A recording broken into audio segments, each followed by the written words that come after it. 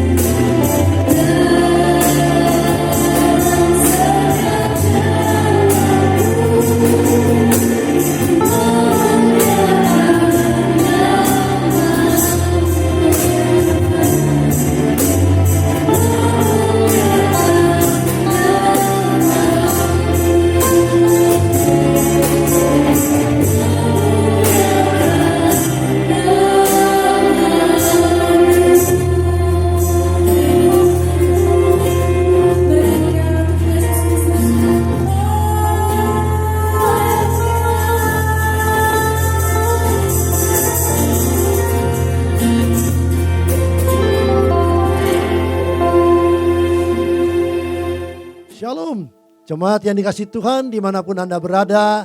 Mari kita akan bersama-sama masuk di dalam doa sebelum kita mendengarkan renungan firman Tuhan. Mari kita berdoa bersama-sama. Bapa yang di dalam surga tetapi juga yang hadir di setiap rumah di mana kami beribadah secara online, dimanapun kami berada. Tuhan Yesus, kami mengucap syukur karena di dalam segala situasi dan kondisi kami tetap masih bisa beribadah kepada Engkau. Kami masih bisa tetap menikmati hadirat Allah sekalipun kami berada di rumah. Oleh karena itu Roh Kudus kami mohon, Engkau sendiri akan mengurapi setiap pribadi kami yang sedang berada mendengarkan ibadah online pagi hari ini. Roh Kudus berbicara, Roh Kudus berkata-kata, Roh Kudus memberikan kekuatan, memberikan penghiburan, bahkan memberikan pengharapan di dalam Engkau. Terima kasih Tuhan. Di dalam nama Tuhan Yesus Kristus kami berdoa dan menyerahkan doa kami ini. Haleluya. Amin. Sekali lagi jemaat yang dikasihi Tuhan, kalau kita hari ini tidak bisa berjumpa secara fisik satu dengan yang lain, tetapi kita masih bisa berjumpa lewat online. Kita bisa berjumpa di dalam roh bersama-sama di dalam Tuhan. Pagi hari ini saya ingin menyampaikan satu pesan firman Tuhan yang tidak panjang, dan saya berharap saudara masih tetap bisa berkonsentrasi mendengarkan firman Tuhan yang disampaikan lewat online ini. Suatu hari saudara sekalian, ada seorang ibu yang sedang didatangi oleh anak muda yang datang kepada dia mencurahkan isi hatinya, mencoba menceritakan setiap masalahnya kepada dia. Tetapi betapa kecewanya sang anak ini ketika sang ibu seolah-olah tidak mendengarkan dia, tetapi sang ibu ini pergi ke dapur. Lalu kemudian sang ibu ini memasak air dengan di 3 buah panci. Dan apa yang dimasak? Saya ingin beritahu pada saudara sekalian, itu akan menjadi tema kita pagi hari ini. Saya sebut yang dimasak adalah WTT atau WTT. Apakah itu? Ternyata W yang pertama yang dimasak di salah satu panci, air yang sedang mendidih, itu adalah sebuah wortel. Dimasukkan ke dalam panci yang pertama. Lalu di air mendidih yang kedua dimasukkan telur. Dan di air yang mendidih yang ketiga dimasukkan daun teh. Dan sang ibu terus mendidihkan air itu, sementara si anak terus menceritakan bagaimana keluhan-keluhannya dia. Tapi ibunya tetap diam sambil terus melanjutkan mendidihkan air. Setelah itu air itu kemudian apinya kemudian dimatikan. Lalu sang ibu mulai berbicara kepada anaknya. Nak, coba kamu lihat apa yang terjadi kepada 3 benda yang ibu masukkan ke dalam panci tadi. Yang pertama saudara sekalian, W atau wortel. Wortel yang tadi dimasukkan itu masih segar, masih keras. Tapi ketika air itu mendidih, maka wortel yang keras tadi sudah menjadi layu, lembek. Dan yang kedua, waktu telur dimasukkan tadi, telur itu rapuh, mudah sekali pecah. Tapi setelah dimasukkan dalam air mendidih tadi, telur ini berubah menjadi keras. Dan yang ketiga, saudara sekalian, daun teh yang dimasukkan ke dalam air yang mendidih, ternyata teh itu yang mempengaruhi air yang mendidih. Air yang mendidih tidak bisa mempengaruhi teh, tetapi teh itu yang mempengaruhi air yang mendidih itu, sehingga air itu menjadi wangi, harum semerbak di seluruh ruangan. Ada harum wangi tehnya tersebut. Nah, apa yang kita bisa belajar dari sesuatu kalian? Ternyata air yang mendidih itu, yang pertama mengubahkan wortel yang tadinya lembek menjadi keras. Dan telur yang tadinya rapuh, mudah pecah, menjadi keras. Maaf, terbalik. Tadi ya, wortel yang tadinya keras menjadi lembek, tapi telur yang tadinya mudah pecah sekarang menjadi keras. Tapi teh, dia tidak dirubah oleh air, tapi dia mengubahkan air. Demikian juga saudara sekalian, ibu ini bilang begini. Yang pertama, masalah Di dalam hidup itu bagaikan air yang mendidih. Tetapi sikap kitalah yang akan menentukan dampaknya. Apakah kita menjadi lembek seperti wortel ketika air mendidih datang, ketika persoalan datang? Ataukah kita menjadi keras seperti telur ketika persoalan datang menghimpit kita? Ataukah sebaliknya, kita yang menentukan sikap dan mempengaruhi masalah tersebut, dan kita bisa mengatasi masalah tersebut, sehingga kita yang mengubah masalah tersebut menjadi sesuatu yang mengharumkan, menjadi sesuatu yang berubah. Yang kedua, saudara, kita bisa belajar, di dalam setiap masalah selalu tersimpan mutiara iman yang berharga. Di dalam setiap masalah rupanya ada mutiara-mutiara iman yang tersimpan, yang sangat berharga. Sementara kita menghadapi situasi pandemi COVID yang sudah berjalan hampir 2 bulan ini, saudara sekalian.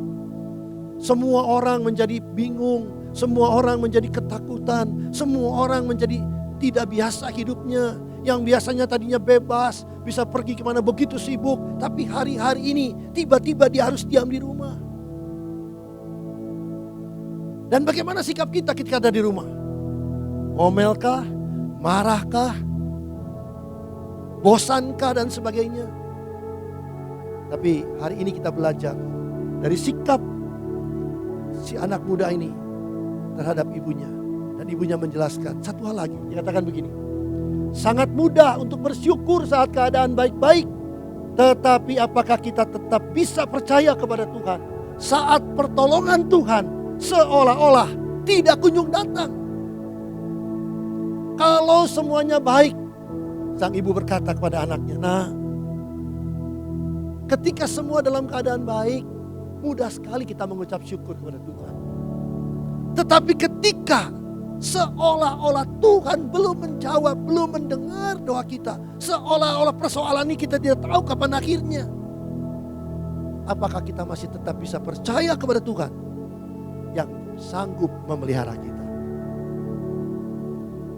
Pagi hari ini saya ingin mengajak saudara sekalian melihat bagaimana nasihat Rasul Paulus kepada jemaat di Roma. Roma pasalnya yang ke-12, ayatnya yang ke-11-12 ya. Roma pasal 12 ayat 11 dan 12 berkata demikian. Janganlah hendaknya kerajinanmu kendor, biarlah rohmu menyala-nyala, dan layanilah Tuhan. Bersukacitalah dalam pengharapan, sabarlah dalam kesesakan, dan bertekunlah dalam doa. Ada 4 hal yang kita ingin pelajari, yang perlu kita perhatikan dari nasihat Rasul Paulus ini. Nasihat yang pertama, saudara, Paulus berkata, janganlah kerajinanmu kendor. Dalam situasi semacam ini, saudara, banyak anak-anak sekolah sudah mulai bingung, sudah mulai malas karena mereka belajar di rumah. Tapi nasihat Rasul Paulus, jangan kerajinanmu kendor sekalipun kamu tidak pergi ke sekolah. Yang bekerja sudah banyak yang dirumahkan, bahkan ada yang work from home, bekerja dari rumah. Jangan sampai ketika saudara bekerja dari rumah, kualitasnya diturunkan. Kita masih bisa melakukan banyak hal. Paulus berkata, hendaklah kita tetap semangat dan tetap kreatif. Dalam situasi seperti ini, justru kreativitas kita harusnya bisa keluar. Saya menghadapi banyak ibu-ibu di kantor saya yang suaminya sudah mulai dirumahkan, tapi mereka harus hidup. Ibu-ibu yang usianya sudah setengah baya ke atas, orang bilang gaptek katanya. Dan ternyata ketika mereka kreatif, mereka bisa melakukan sesuatu di rumah, ternyata mereka masih bisa berjualan secara online. Ada ibu-ibu yang tiap hari masak untuk suami, untuk anak-anak, tapi masaknya sekarang beda. Waktu dia masak, dia di video, dan semua cara masaknya dibuat. Lalu kemudian orang melihat, wow, kamu masaknya bagus sekali, alatnya canggih, kamu pakai dari mana? Lalu dia jual itu alatnya. Yang biasanya dia tidak pernah lakukan itu. Tiba-tiba setiap hari dia bisa dapat order dan dia dapat uang dari sana. Jadi saudara kalian, sebetulnya ada begitu banyak cara. Ada orang yang tadinya tidak pernah bikin hand sanitizer, tidak pernah berpikir bikin desinfektan, tidak pernah berpikir bisa bikin masker. Tiba-tiba mereka berpikir. Bahkan ada yang sekarang kreatif, maskernya tampak seperti wajah mulut yang sedang tersenyum. Ya, itu bisa dipakai. Kreativitas harusnya muncul. Itu sebabnya Rasul Paulus bilang, jangan hendaknya kerajinanmu kendor, tetapi engkau harus tetap bersemangat dan tetap kreatif. Inilah kesempatan. Justru ketika kesulitan datang, permasalahan datang, kesulitan dan permasalahan itulah yang membuat kita semakin pinter, semakin kuat, semakin canggih. Seperti firman Tuhan berkata, burung Raja Wali itu justru bisa terbang tinggi ketika ada badai datang. Dia hanya mengembangkan sayapnya dan kemudian dia bisa terbang tinggi dan semakin tinggi, semakin tinggi. Biarlah pandemi COVID ini akan membawa saudara dan saya semakin hari semakin kreatif, semakin semangat, semakin rajin. Yang kedua, Rasul Paulus berkata kepada jemaat di Roma, bersukacitalah dalam pengharapan. Saudara, banyak orang yang mengeluh, banyak orang yang bersedih hati, banyak orang yang bertanya-tanya, kapan ya ini bisa selesai? Kapan ya ini bisa berakhir? Saya udah bosen di rumah. Saya udah gak tahan lagi bagaimana persediaan keuangan sudah semakin menipis. Saya cukup terharu Bapak Ibu sekalian. Ketika kemarin saya berjumpa dengan seorang ibu. Dia berkata, saya tidak mau hanya mengulurkan tangan dan meminta bantuan berbentuk sembako dan lain sebagainya. Tapi saya masih punya tenaga, saya masih bisa berusaha, saya masih bisa melakukan sesuatu. Bahkan kalau belum boleh, saya bisa memberi sesuatu kepada orang-orang yang membutuhkan. Itu sebabnya sekarang saya belajar keluar sambil saya menawarkan sesuatu. Tapi saya juga tetap menjaga kesehatan, menjaga jarak dan lain sebagainya. Sesuai yang diajarkan oleh pemerintah, diatur oleh pemerintah. Dan dia katakan, bersyukur katanya. Ternyata Tuhan selalu buka jalan. Dan akhirnya dia tidak minta. Dia tidak mau mendaftarkan namanya sebagai orang yang menerima bantuan. Bahkan dia bisa menyisihkan dari hasil pekerjaannya untuk membantu orang yang membutuhkan. Sukacita, kenapa? Karena ada pengharapan. Kesulitan ini pasti berlalu. Tidak ada kesulitan yang terus menerus. Percayalah, satu hari kesulitan ini pasti berlalu. Ketika kita tahu itu saudara, maka kita akan selalu punya sukacita. Orang yang punya pengharapan bisa bersukacita. Yang ketiga, tetap sabar dan tetap kuat dalam menghadapi kesulitan. Rasul Paulus berkata supaya kita tetap tabah, kita tetap sabar di dalam menghadapi setiap kesulitan. Karena tadi kita sudah tahu, kesulitan itu pasti berakhir. Pandemi COVID ini juga pasti berakhir dan akan berakhir. Kalau kita mau dengan sabar, tetap kuat. Saya cukup bergembira ketika kemarin saya mendengar bagaimana Gubernur Jawa Barat Pak Ridwan Kamil menjelaskan bagaimana cara menangani COVID-19 ini. Beliau memaparkan dengan begitu jelas. Kalau semua kita bisa disiplin untuk menjauhi kerumunan, berarti semakin cepat pandemi ini berakhir. Menjaga jarak, menjaga kesehatan sendiri. Itu sudah bagus sekali. Jadi marilah Bapak Ibu Saudara sekalian yang ada di rumah, bersabar. Tetap kuat, tetap tekun. Dan percayalah, Darah Yesus akan menjaga dan memelihara kita kalau kita selalu berada di dalam Dia. Masih ingatkah saudara, ketika bangsa Israel sebelum keluar dari Mesir, mereka berada di dalam rumah, mereka tinggal di dalam rumah, diberitahu oleh Musa, jangan keluar rumah. Mereka menyembelih darah anak domba, lalu mereka melaburkan di ambang pintu dan tiang pintu. Dan saudara tahu, ketika malaikat maut itu lewat dan melihat ada darah anak domba, malaikat itu lewat. Semua bangsa Israel selamat, semua bangsa Israel dilepaskan. Anak sulung mereka tidak ada satupun yang meninggal, termasuk binatang-binatang sulung pun tidak meninggal. Tapi binatang sulung orang Mesir, anak sulung orang Mesir, semua binasa. Jadi mari tetap sabar, tetap tekun. Pasti ada jalan keluar yang Tuhan beri. Yang terakhir saudara sekalian, yang keempat, tekunlah di dalam doa. Rasul Paulus berkata kepada jemaat di Korintus, hendaklah engkau tetap tekun di dalam doa. Yang namanya tekun itu tidak berdoa sekali-sekali, tapi terus menerus kita berdoa. Itu yang namanya tekun, sampai doa kita dijawab oleh Tuhan. Dan saudara masih percaya bahwa doa kita itu bisa mengubahkan segala perkara. Doa kita itu mendatangkan mujizat Tuhan. Mari jemaat Tuhan, lewat peristiwa, lewat permasalahan, lewat COVID-19 ini, jemaat kita dipersatukan oleh Tuhan.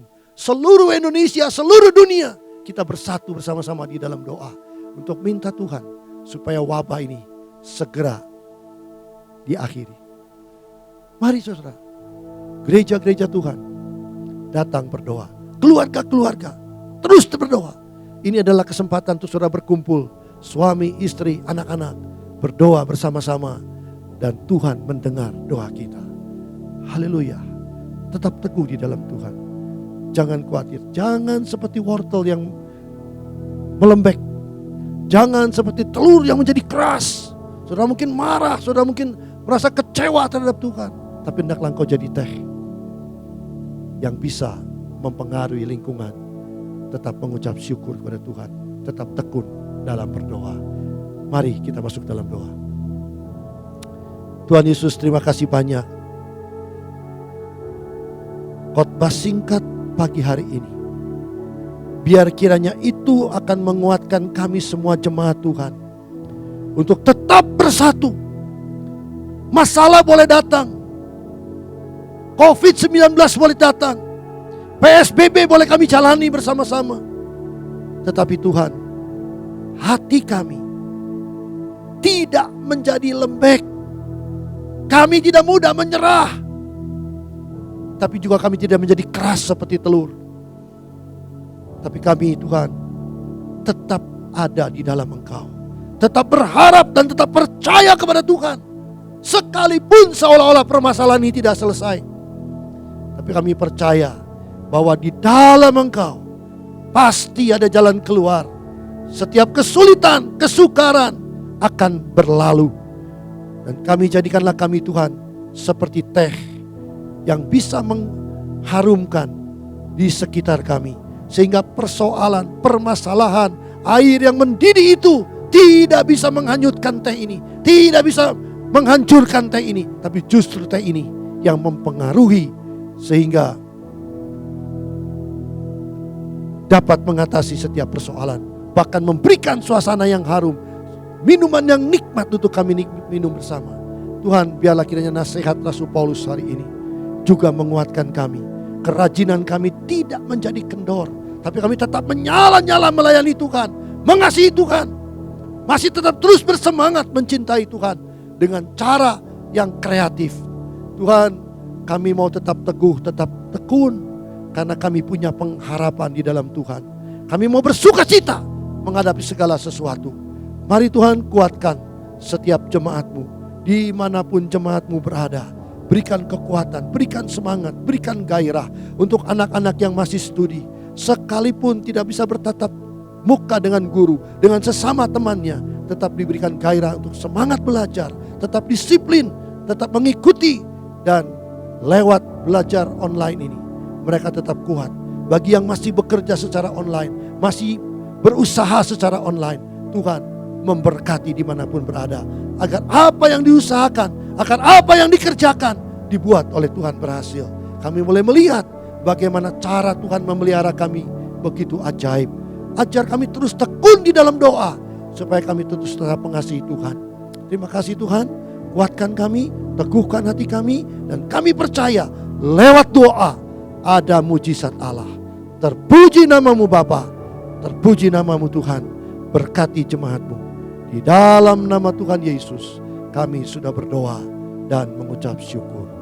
Haleluya. Amin. Ku rasakan kasih yang mengalir